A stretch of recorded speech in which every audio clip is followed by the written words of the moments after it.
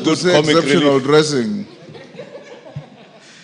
Millie has a very sharp eye. Honorable Njeri passed just in front of me here and I hadn't noticed, unfortunately. Honorable Speaker, let me join members and maybe just start off from where Junet has I think the only exception I see is that the gracious lady is wearing something that looks like a cheetah. Or a leopard. You can be certain, Honorable Speaker, if she was here earlier, yes, she would never have recognized any of the footballers that you are mentioning from back those days. Just like the Honorable Joseph was asking who are those the Speaker is mentioning. Because they were not born by then, Honorable Speaker. But that is the beauty of this House, Honorable Speaker. And it tells you that in this House, Honorable Speaker, we have men and women, as Honorable Juneta has said, who have been elected by the people to come and represent them and oversight government on behalf of the people. Therefore, Honorable Speaker, when we oversight the executive and the judiciary, because we have that singular role as enshrined in this constitution, we don't do it as a favor to anybody.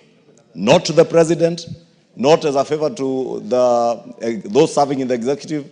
We do it on behalf of the people. Therefore, I want first to encourage members that nothing and nobody should instill fear in you in doing your work as members of parliament. Because you are duly elected by the people of Kenya to exercise oversight even over the executive, even the office of the president, and even the president himself. That is why this House has powers under this constitution to impeach those in the executive, and those in the executive can do nothing to remove you from this House. Absolutely nothing. Because that is how we crafted our constitution, Honorable Speaker. Honorable Speaker, I have listened to many of the contributions, and let me take particular interest to what the Honorable Tienda Omolo said. That we have a Powers and Privileges Committee in this House, Honorable Speaker, which fortunately is chaired by none other than yourself. This Powers and Privileges Committee has the powers and a singular mandate to receive complaints, as Honorable Tienda Omolo said, from whatever quarter against any member of parliament who may engage in any manner of impropriety, whether within the precincts of parliament or outside parliament, Honorable Speaker.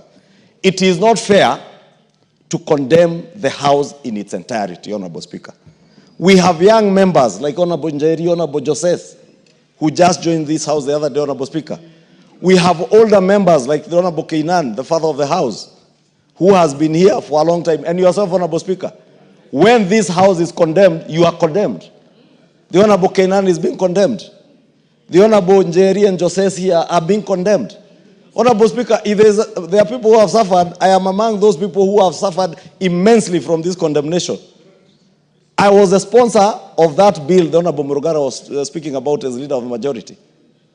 I saw yesterday when figures of 150 million shillings were mentioned that relate to the Senate.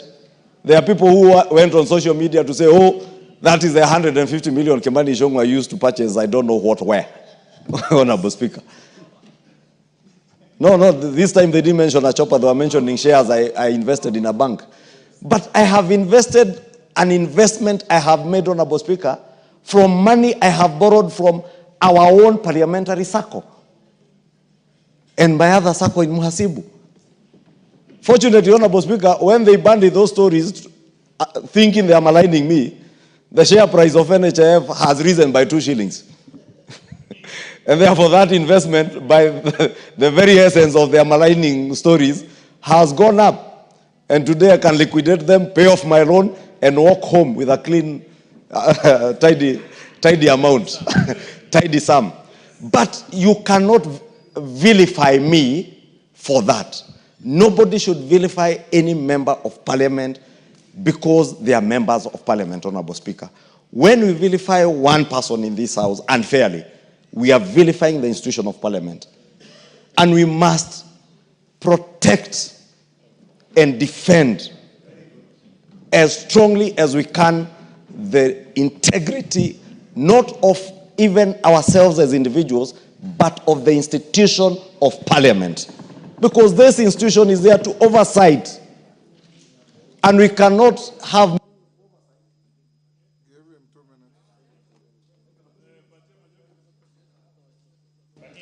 Honorable Speaker, I was saying we cannot have meaningful oversight over the executive if we are seen to be beyond reproach, Honorable Speaker.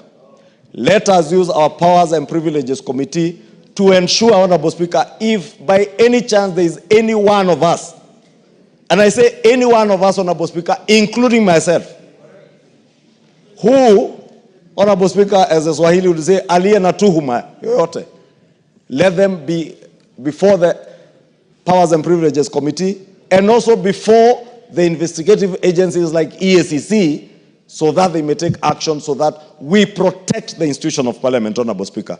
Two, Honorable Speaker, on the question of what is provided for in Article 94 to 96 of our Constitution, and I don't want to repeat what has been said about the powers of the House, in the our sister House in the Senate, to oversight national revenue that is going to the counties.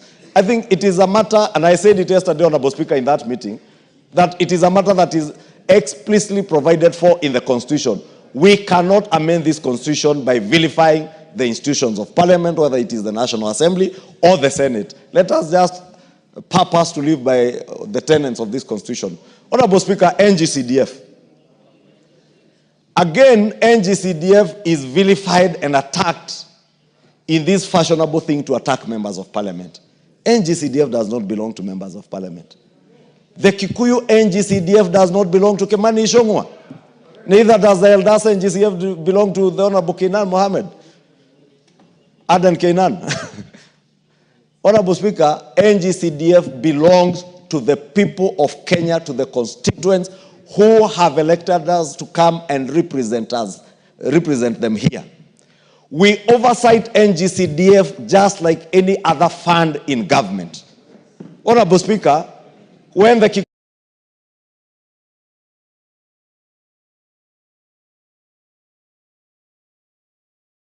to their sittings, they called my fund manager and the board officials here, the board CEO, NGCDF board CEO. Therefore, Honorable Speaker, we must also protect NGCDF, not for our own sake, not because we have anything to do with NGCDF, because it has everything to do with delivery of public good and services to the people who have elected us to represent them, Honorable Speaker. And let me just conclude by saying, Honorable Speaker, we would have no business being the people's representatives if we have nothing that we can oversight those that have been charged by the people of Kenya to hold public funds in their trust. Then we have no business being members of Parliament if we can't oversight. We will have no business being members of Parliament if you will be able to go to your constituency. You find at a time like now when it is cold and rainy, a school latrine has sunk or a roof has been blown away, and you cannot influence anything, Honorable Speaker, with the NGCDF committees to ensure that you make good the lives of the people who have elected you.